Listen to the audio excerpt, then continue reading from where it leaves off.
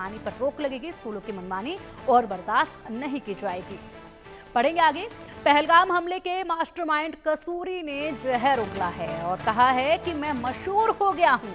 सैफुल्लाह कसूरी ने बयान दिया। एक जनसभा को संबोधित करते हुए कहा कि मैं अगला चुनाव मोदी के खिलाफ न लड़ूं कहीं।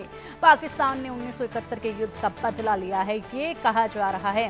पहलगाम का मास्टरमाइंड है ये, जो फिलहाल पाकिस्तान में एक जनसभा को संबोधित कर रहा था और उस बीच ये बड़ी बड़ी बातें कर रहा था और बड़ी बड़ी बातें करते हुए जहर जिस तरीके से उसने उगला है, इससे साफ ये नजर आता है कि देखिए, पाकिस्तान जो दावे करता है कि हमारे पास अब आतंकवादी नहीं बचे हैं, आतंकवादियों का सफाया हो चुका है, पाकिस्तान में कोई आतंकवादी नहीं है, उसके बाद ये तस्वीरें जो सामने आ रही हैं, खुद यहाँ पर मुंह की खाई पाकिस्तान ने जिस तरीके से इनके तमाम जो आकाओं के ठिकाने थे उनको ध्वस्त किया गया, इनके आकाओं को मौत के घाट उतारा गया, उसके बाद यहाँ पहलगाम का मास्टरमाइंड माने जाने वाला सैफुल्लाह किस तरीके से बयान दे रहा है। वाकई में शर्मनाक है ये। अब सुनिए खुद ही उसी की जुबानी बयान।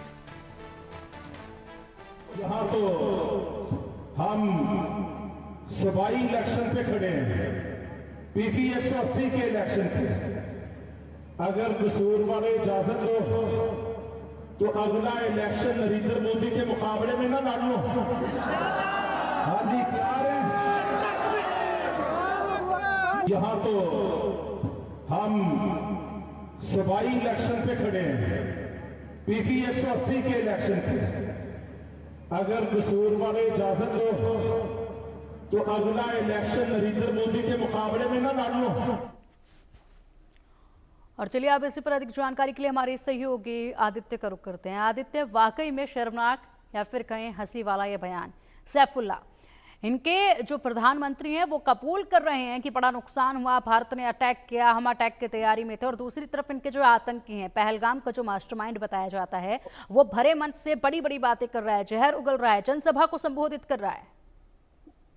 पिंकी, अगर आप देखेंगे तो ये एक मानसिकता तो बौखलाने की मानसिकता है। पाकिस्तान में उस तरह की मानसिकता रख रहे हैं लश्कर के आतंकवादी, और ये जो ये कह रहे हैं कि मैं मशहूर हो गया, ये जो सैफुल्लाह है लश्कर के, जो जिन्होंने पहलगाम का आतंकी हमला जो है ऑर्केस्ट्रेट करा था, तो कहीं ना कहीं ये दिखाता है कि किस तरीके से पाकिस्तान की जो पूरी सत्ता है वो झूठ पर आधारित है और वो किस तरीके से ऐसे आतंकियों को संरक्षण देता है, जो यूएन डेजिग्नेटेड टेररिस्ट हैं उनको संरक्षण देता है। तो ये ये बिल्कुल साफ तौर पे जाहिर करता है कि पाकिस्तान की जो जोगी सरकार है ये झूठ का, ये बिल्कुल झूठ जो दुनिया को में जो अपना जो झूठ फैला रही है कि हम जो है आतंक के खिलाफ लड़ाई लड़ रहे हैं, बिल्कुल झूठ है।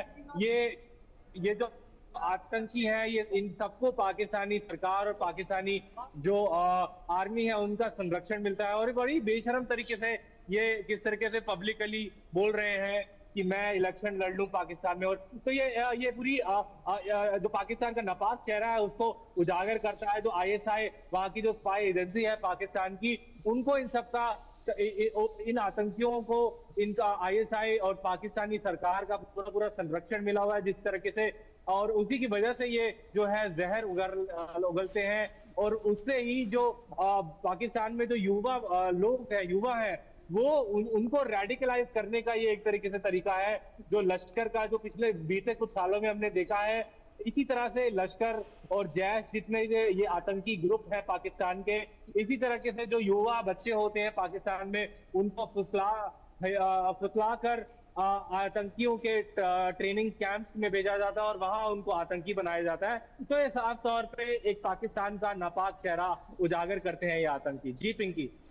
बिल्कुल आदित्य, बहुत शुक्रिया आपका इन तमाम बड़ी जानकारियों के लिए। और पाकिस्तान के चेहरे को खुद ये नकाब